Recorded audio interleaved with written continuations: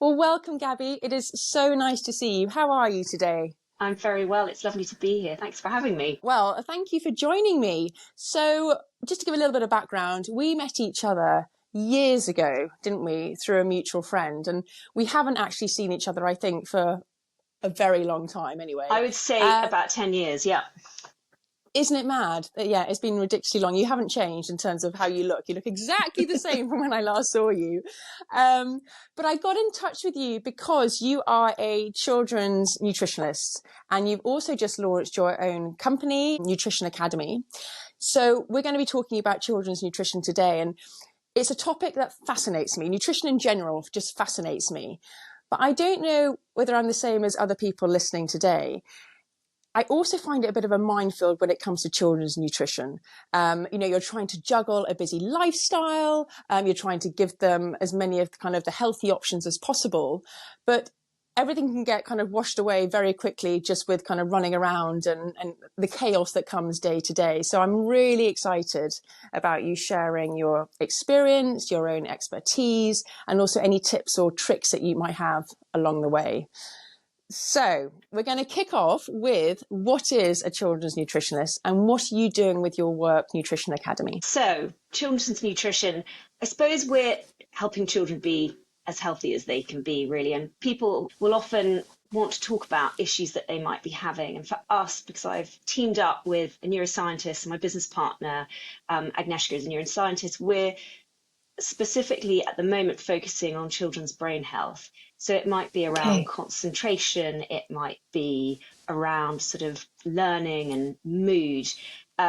So we are, exactly as you say, trying to get as much information out as possible and ideally looking at the latest research so that it's actually backed up by science.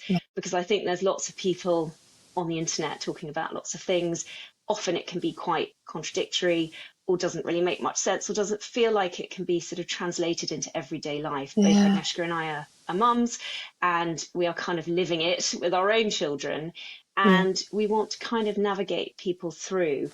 And from my own experience, this is the whole reason I started retraining and nutritional therapist now, because my son had allergies. We found out as a baby and I had to learn a lot of things very quickly and change the way that we cooked, and I had to get very interested in food. And I'll be honest, I wasn't hugely knowledgeable and I suddenly had to get very interested in food very quickly because there were a lot of things that he couldn't eat and I was trying to feed him the best way that I could, given that there were huge food groups that he couldn't have.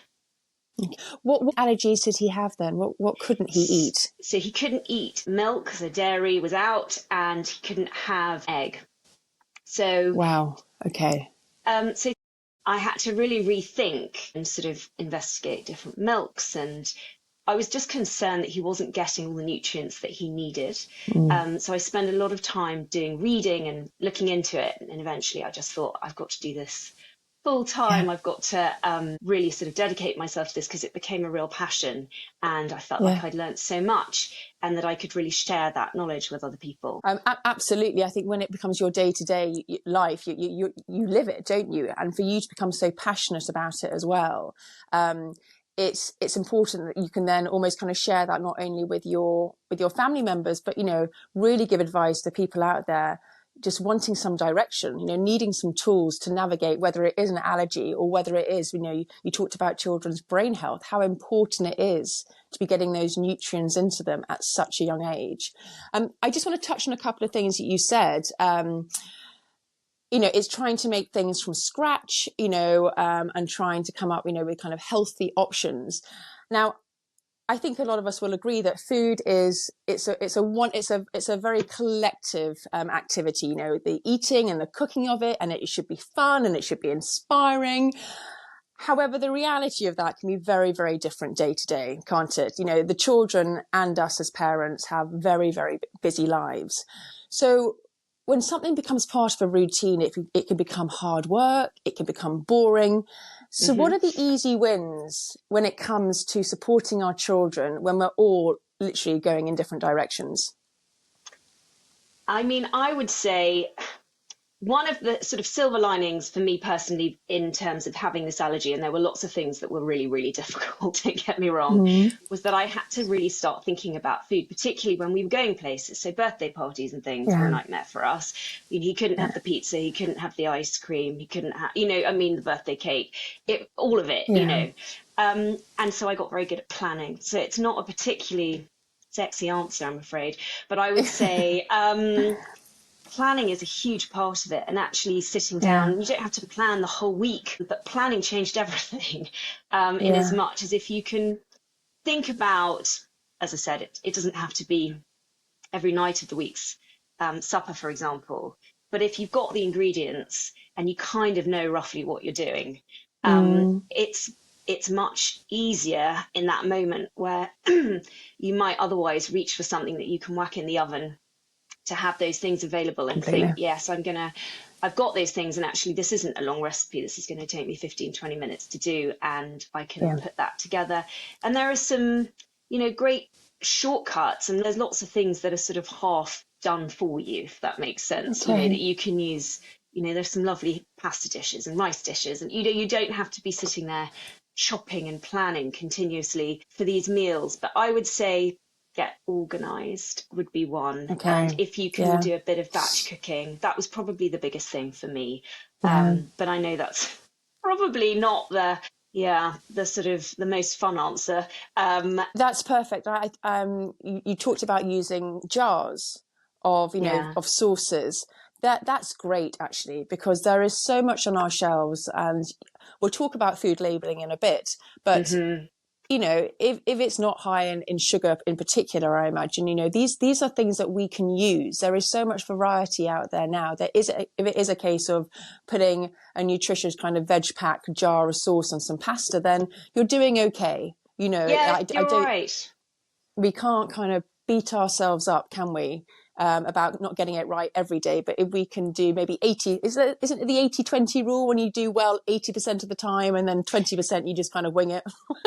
Well, um, exactly. it, And a lot of it is also feeding into the whole planning, is trying to get a bit of variety into your children's diet as well. And that's yes, so yes.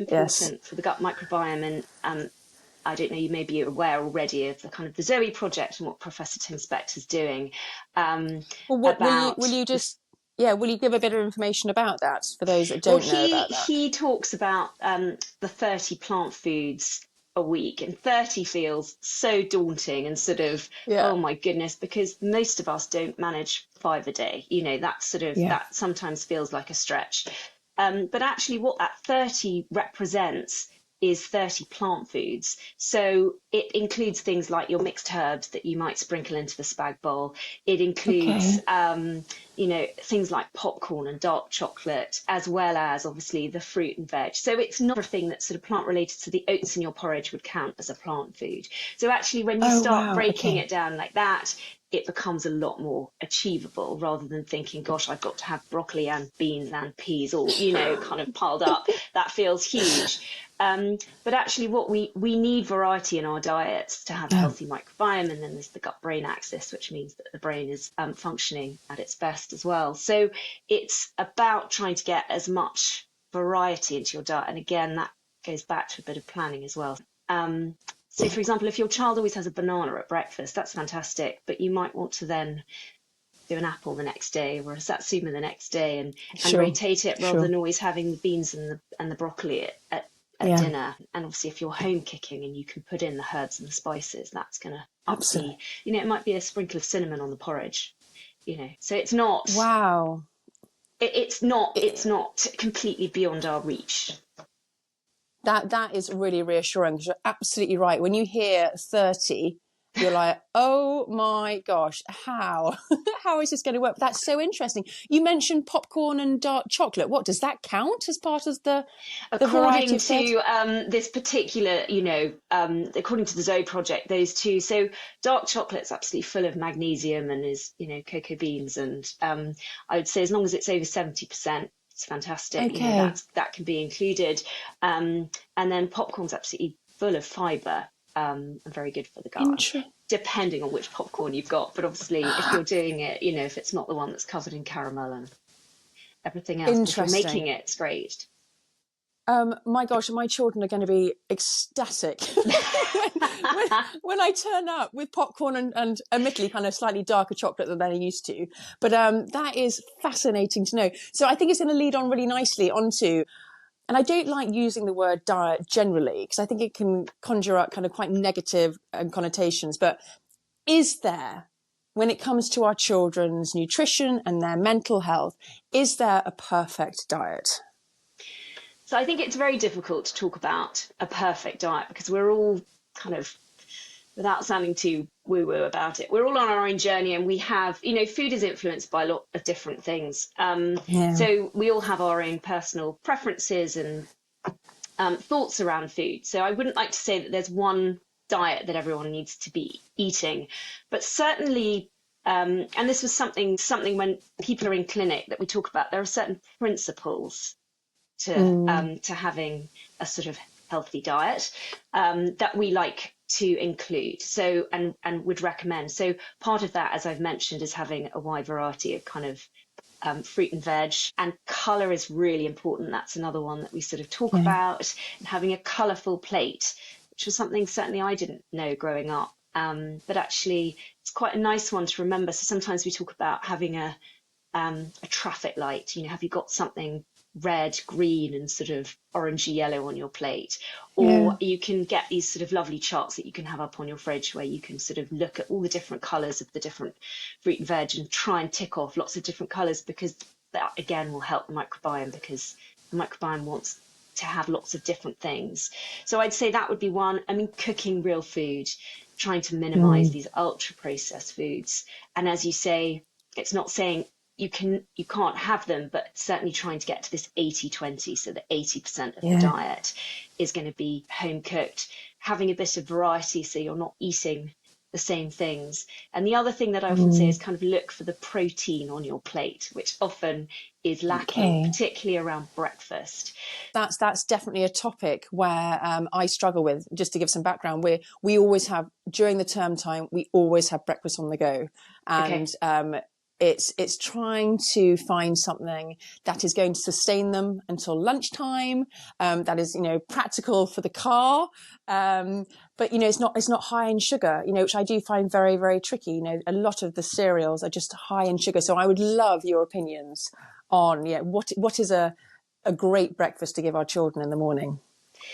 So exactly as you say, a lot of the stuff is quite sugary, and I think for a lot of kids, particularly in the UK, maybe elsewhere as well, you think of breakfast, you think of sort of toast and jam, you think of sort of these cereals, pastries. It's all quite carb rich and quite refined, which often sends their blood sugar spiking, and then you get the crash, which can make you feel quite shaky and low in energy, and can really interfere with mood and learning as well, and just general energy levels.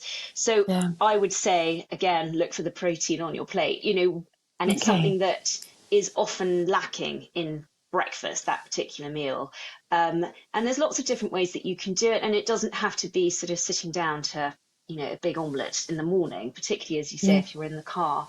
It might be as simple as having some nut butter on your toast that you can add in. I like to think actually of breakfast as being less of a kind of sweet meal. So sometimes my children might have a sort of chicken and avocado wrap if it's on the go, and that's sort of for breakfast. It doesn't have to be something that we think of as traditionally sweet, but if they like things like that, you could make a porridge a bit harder in the car. It might be overnight oats, and you can put a bit of cocoa powder in, which again, lovely source of magnesium there. And you can, mix in some nut butters. You could sprinkle in some ground nuts. So I like to take a big bag of kind of mixed nuts, put them in the Maggi mix, grind them down, and then I sprinkle them over the children's breakfast. That's quite an easy way to increase the protein intake. Just natural yogurt, another lovely source of protein, or a cheese spread, something like that. So if they really want their toast and jam, maybe see if they'll have a peanut butter and jam bit of toast, or maybe see if if they don't mind having something savoury. That's amazing. So just a couple of things I want to pick up on that. So my son is allergic to certain nuts. And but you have mentioned chicken and avocado, and you did mention a cheese. So I imagine cheese would be another great option, you know, whether Yeah. it's a cheese spread or something like that on a bit of toast. And So it's eggs, not, I should have said eggs. Eggs are amazing. I mean, and you yeah, could do a true. hard boiled egg, you could do an egg Yeah. sandwich, you could do, I mean, there's a million things you can do with eggs, eggy bread, all sorts of things. But eggs, I mean, to go to school on eggs is a really good start to the day, in my opinion. Yeah, absolutely. And do you think if we're kind of giving them that protein in the morning and we're giving them that plate of, you know, the different rainbow colours kind of throughout the day, is there a need for supplements as well, particularly at this time of year, Gabby? I'm just wondering, you know, when we are, I think, deficient, a lot of us in vitamin D, you know, Yes. should we be supplementing our diet with vitamins and minerals as well? I think it depends on, case by case, really. But Mm-hmm. generally speaking, I personally supplement with vitamin D during the winter months. And there are Yeah. some great sort of vitamin D sprays. I think guidance on that is you should probably get a blood test before you sort of start supplementing with vitamin D. But I feel that during the winter months, so you probably wouldn't want to do it all year round. I think it's quite a nice one to add in. You can sort of spray it in your mouth so you're not sort of taking pills. And I think children generally do quite well on those. And I really like fish oils if you are not eating a lot of fish during the week, because generally that's something that most children and adults actually in the UK are not getting enough of. Yeah, absolutely. Okay, so breakfast has always been a bit of one of my kind of challenges. Another couple of areas where I do find challenging is snacks. Now, Mm. so you get them back from school and they're tired, they're hungry, and you want to give them that lift. At the same time, you don't want to give them something too sugary so they have a crash. But then conversely, you don't want to give anything too substantial so that they don't eat their tea. So this kind of like this limbo that you're in for a couple of hours where you want to keep energy levels up, but you don't want them peaking or dropping so they're not going to then sit down and have a decent dinner at the end of the day. What do you recommend as a school pickup? Okay, so I think snacks are a really brilliant opportunity, because I would use that as an opportunity to get as much nutrients into them as possible, because generally Okay. they're hungry, they're on board for Yeah. whatever you're going to hand them generally. Interesting. And I think that's a really good time where they'll just sort of take the snack and sort of, be quite pleased with it. So I think, again, if you've got time, you can do things like snack balls. They are a bit sweeter, but you can, again, get some variety in, because you can use some nice dried fruits. You can use some nut butters if that's, suitable. You can add in some flax, and you can get quite a lot in a little snack ball, actually, Okay. which and my children really love making them. You could do things like porridge bites, which is kind of porridge oats, eggs. You can get some fruit in there as well. Or you could do sort of a savoury muffin. If you don't have time for any of that and you just think, gosh, no, I'm not baking, this is too much. You could do things like a trail mix. So it might be some dark chocolate, some dried fruit, some nuts or some popcorn, and just sort of mix it up, and they can snack on Fabulous. that on the way Yeah. home. If you've Fabulous. got time for like a smoothie, or you could do a little sandwich, do a little mini half wrap, True. and just Yeah, get true. some protein into them. What you're trying to avoid is sort of this big sugar spike that then brings them crashing back down, and they're sort of hungry again and feeling extraordinary, because they're sort of on this roller coaster of up and down blood sugar. Yeah, absolutely. So what I'm picking up, protein seems to be key here. You Yeah. know, you set them up with protein, and then if you can give them a bit more protein towards the end of the day before like a main meal, then you'll Yeah. just keep those energy levels constant. Well, protein is what keeps you full, and it's what keeps blood sugar sort of stable. So that's Okay. really what you're sort of aiming for, rather than something too sugary that really isn't gonna achieve very much. It'll make them No. feel good and a bit whizzy for a little bit, but they're going to come crashing down pretty soon after. Or certainly it's the case with Yeah. my children. No, I think ditto across the board. So talking about sugar, I want to talk about pudding. Oh yeah, So, yeah, yeah, one of my regrets as having young children and giving them their food, I made it all about pudding. Eat this, and then you can have pudding. One more mouthful, then you can have pudding. So much so, Gabby, now, my children are obviously a lot older, but they say, Mummy, what's for pudding? And I'm like, oh my gosh, you haven't even looked at what is in front of you, and already you are asking what is for pudding.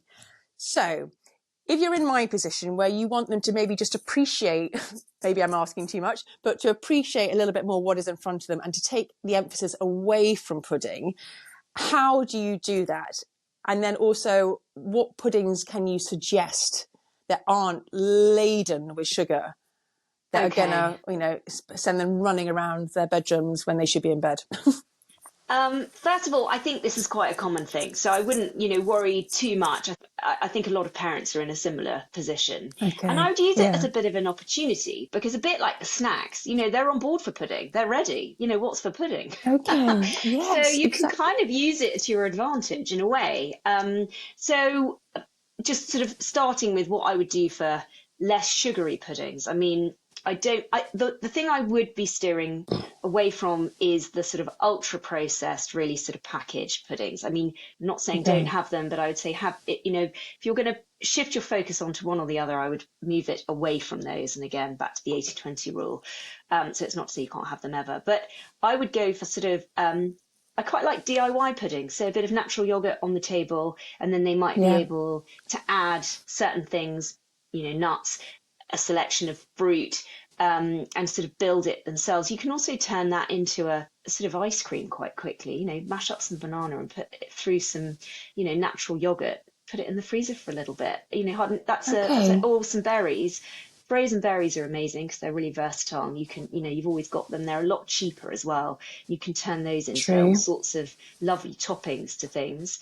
You could do sort of pancakes that again are sort of make, buckwheat pancakes are lovely and not particularly sweet, and you can drizzle a bit of maple syrup on them, or sort of homemade biscuits, sort of oat biscuits. Or my guys really love the snack balls because it's almost like edible Play-Doh, and they make it themselves and they get really stuck in, and they're quite creative with the stuff that they put in it now. And I say you've got to have something quite squidgy like a prune or a date as the base, but you can kind of then be quite creative about, do you want to put some dark chocolate in there, do you want to put some cocoa powder, what do you want to whack in, or some nuts and stuff.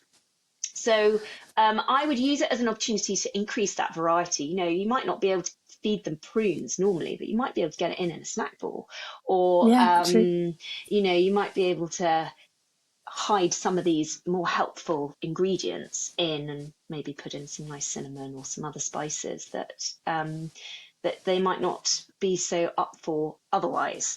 But Very true. I don't know what you're doing for pudding already. Maybe getting them a bit more engaged in the main sort of part of the main meal. So maybe ask them to get a bit more involved. I know that having children cooking sometimes is actually the last thing you need, of an evening when you're thinking, gosh, everyone just needs to do their homework and go to bed. But it's, helping maybe with the planning, just helping decide, okay, what are we going to have this week? Or, getting a bit more input might then move the focus away from, okay, I've slightly got to get through this bit to get to the pudding, which is the bit we're really excited about. And, getting them helping, maybe choosing some of the recipes and ingredients. That would be my top tip. That's so helpful. Again, I've got so many things running through my head where I'm like, got to talk about that. So I'm going to just try and get it all out. So that is so helpful. I think the message that you're putting across beautifully is that get the children involved as much as you can, because I think it's all very well parents talking to each other saying, what are you feeding your children? Or you look at a magazine or a recipe book or whatever it is, you see it on the TV, and it's like, that's all very well. But in reality, they're not going to do that. However, get them involved as much as they want to get involved. I think there is a fine line. I think maybe because it's just something that we experience at home. If I almost put too much emphasis on something, it can almost be a bit like, oh, this is pressure. This is almost homework. Whereas if you just subtly say, listen, what would you like with your chocolate for pudding? Our pudding is very much centered around chocolate. Okay. What can we have with that? So I think a great message is not to take things away, but you're saying, what can you add to increase that nutritional value? So with that chocolate, with the chocolate, have some fruit, have some nut butter if you can, or even some cheese. Cheese for pudding. I love a bit of cheese for pudding, but I also love something sweet as well. So it's balancing out, isn't it? Like you say, what you might already have and just adding to that. Yeah, so things like, if my son loves having sort of apple with peanut butter for breakfast, and that's sort of Yeah. quite a nice pairing. And it's kind of always, what can you add in? It's not about, you can't have that. If they really want the chocolate, have the chocolate. It's fine. Yeah. Maybe don't have it every single day, but okay. So yes, as you say, what can we add in? And if you can get a little bit of protein in and a few bits and pieces that slightly widen out. I think a lot of parents, even ones who are sort of quite conscientious, don't realise how narrow their children's diets actually are in terms of the food. And we all do it and cook similar things week in, week out, because they'll like it and it's straightforward. But we're trying, I think my message would be to try and widen that where possible and just keep adding in. On that note, Gabby, fussy eating. So I think we've all come across or experienced fussy eaters. And interestingly, I was reading something the other day, and they were saying that actually for someone who's a fussy eater, it's actually part of their genetics. There are certain textures and smells and tastes that they just can't tolerate. But conversely, you read literature around that it's actually the environment that we grow up in, so we can learn to become fussy. I would love your opinion on where you sit on this debate. So it's a very interesting study that's come out recently where they were looking at identical and non-identical twins, and they have shown that there is this link with genetics.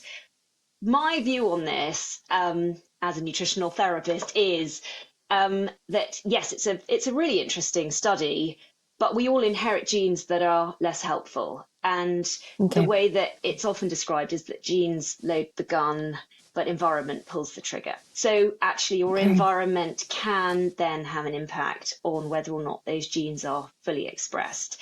So I would say, I would say that there's always things that you can do. I wouldn't be disheartened if you have a child who you might think, gosh, genetically, maybe it's that they are a fussy eater. I think parents should feel empowered that there's always steps that they can take to encourage, and you can do all the right things and still have a fussy eater. I'm not saying it, there's no blame for parents here at all, but I want them to feel, yes, empowered is the word, that it isn't sort of set in stone just because you might feel that there is a genetic component. I think there's lots that can be done.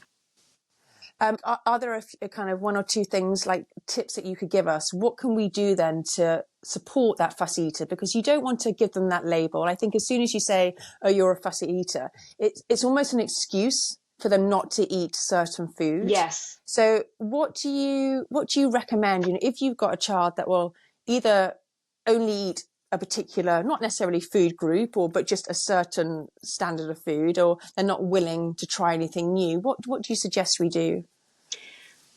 I think, again, trying to get them a bit more involved. And I think sometimes a lot of the ultra processed foods are slightly to blame for the fact that food feels very, can be quite samey. So you always get the same regardless of whether you bought it this week or next week. The texture will be the same, the taste will be the same, and children quite like that.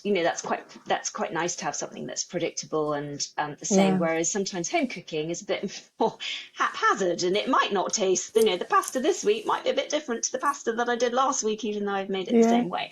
So home cooking and getting them involved. Trying to keep it sort of fairly light and fun. As you say, you don't want to sort of pile on the pressure. It's really difficult though, and I remember this when I had spent however long crafting this meal, and you put it down on the table and they just don't want to eat it. What's been very interesting from my own experience is also sort of trying to see if you can get your children involved in growing food. And I mean, we don't have a huge garden. We live in London. I'm talking about tomatoes in a pot.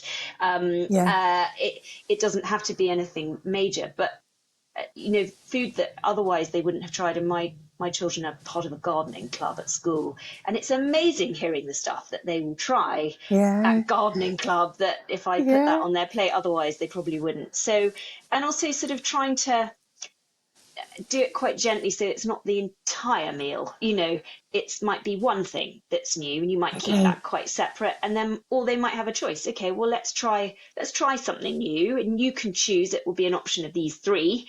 You know, there's Okay. these three vegetables, and maybe everyone else at the table or whoever else is eating there might be eating some other things. You know, do you want to choose some of those? And it's modeling that behavior, so that it becomes Okay. quite normal to see those around them eating those foods. And I think it depends on which sort of study you read, but I think it's something like you have to introduce a food over 10 times before you can really say that a child Okay. doesn't like it. So maybe Okay. without forcing it, you don't have to kind of assume that they said no to that. So that's sort of off limits. And the other thing is, Interesting. you can add variation. If your child really likes carrots, have you tried purple carrots, or can you get in, Yeah. yellow carrots, and can you then do them Yeah. different ways? Or if they're not particularly keen, can you change the texture? Can you mash it or steam it or have it Yeah. raw Yeah. or have it with a dip, or dip it in some tomato ketchup, if that's going to be the way around that. You're trying to get as much into them as you can, and it can be kind of tiring to be thinking of all these different ways. But I would say don't give up, keep trying, and just be patient, because actually it does change. And that was what's quite Yeah. interesting about the study. Although the study finished at 13, I think it does move on. Interesting. Yeah, interesting. And it's very much, you're saying, perseverance, I think, from a parent's perspective. And I think it's meeting them halfway, isn't it? And just trying not to make meal times a complete battlefield, because it's Oh, exhausting for no. everyone, and it Yeah. can but it's easier said than done. But I think in that point, it's empowering the parents to feel that they do have some control as well. It's not, just because there might be this genetic element, it doesn't mean that they can't do anything. There's lots that No. can be done, but it's something that a lot of parents struggle with, and it's something that I know is not easy. And when you're in it, it can Yeah. feel really quite tough. Yeah, exactly. Exhausting. Absolutely Yeah, exhausting. yeah, Just another question, if I may. Food labeling. So yes. I think, there's obviously the fat content and the sugar content, and everything is listed. I'm also interested to know what your thoughts on about labeling food as good and bad. Because I think that can almost have as big an impact on our outlook on food going forward. So what are your thoughts on saying if something's good for you or bad for you? I don't think it's hugely helpful. I think as soon as you say to someone this is bad food and you can't have it, it's a bit like being on a diet. As soon as something's off limits, you Yeah. just want it. Um, Yeah. and actually, once you take that away, I think it can be really helpful. I think I know some people talk about, everyday foods and sometimes foods. That sometimes is a more helpful way of talking about things. So So sorry, these sort of what was everyday that? foods Sorry. and sometimes foods. So foods that you would have Okay. sometimes, but not doesn't Yeah. necessarily mean that they're good or bad. It's just those are foods that you probably wouldn't have all the time. Okay, So that's interesting. I personally would move away from saying that this is bad or this is. I mean, I do for my own children. They're very aware of what kind of is in food, because we had to be so aware. My son is actually now coming out the other side of his allergies, which is amazing. Oh But wow. there was a lot of conversation about can I, as we're going around the supermarket, and I'm sort of there saying, well, have a look, see. They got very good at reading Mm. labels very quickly to see what was in things, but also then just be aware of the other ingredients, actually have a proper look. And it's sort of like, oh Yeah. gosh, do we have that ingredient in our kitchen at home? No, I don't think. So they're quite good at spotting ultra processed foods now. And that's not to say that we never Interesting. have them, but I think it's just becoming aware. Yeah. So I would move away from labeling foods as bad or good, maybe sometimes and all the time. That's fabulous. I love that. And just going back to the food labeling, so I was very much focusing on the nutritional content, but what you're saying is also look at the ingredients. And Hmm. do they recognize any of those ingredients in that product? I think that's a great way kind of for education to have that conversation as well around that. Yes, and sort of it's a very rough sort of guide, but it contains ingredients that you wouldn't have in your kitchen at home. Generally, if it's more than about 5 ingredients, if it's made by a sort of multinational company, Okay. wrapped in plastic, and often with a health claim on it there's a fairly good chance it will be ultra processed, which is really interesting. And it's not always the case. You can buy a packet of chicken that says high in protein, and that really is just chicken. But generally speaking, there's a higher chance it will be ultra processed, and getting quite familiar with that and understanding that, I think, is really helpful. That's fascinating, isn't it? It's all down to marketing, Gaby. You know, what they want you to see, and necessarily not what they don't want you to see, kind of behind the scenes. And often turning over that packet and actually reading what's in it is quite a different story to the claim that sits on the front. Interesting. That's fabulous. Well, Gaby, thank you so much. You have shared so much knowledge and information with some great tips. And I think going back to that word, feeling empowered, I think if we as parents, as, you know, people that look after younger people, have the tools to move forward and to support our children, then that is just wonderful. But also giving them that power as well to feel that they can have a little bit of say about what they want to eat and, you know, how they want to eat it. I think it's a really important lesson for us to kind of move forward together on. Wonderful. Well, thanks so much for having me. No, it's a pleasure. And for those people who obviously want to learn about more the work that you're doing, to potentially kind of have a one-on-one with you, because I know you offer consultations, where can people find you and where can people reach out to you? So we've got our new website, which is just launched, which is nutrition-academy.co.uk. And we also have Nutrition Academy UK on Instagram and TikTok as well. So we have quite a lot of recipes on there too. I was going to ask, so you're cooking, and so people can see you kind of making the food from scratch and be inspired by what they see. Come and see me cooking and Agnieszka cooking in our kitchen, sometimes together, sometimes separately. There's all sorts of stuff on there. Yeah. Fabulous. Well, I'll put those links in the show notes, and thank you again. It's been so lovely to see you. Thanks so much. Okay. Take care, Gaby. Bye. Bye.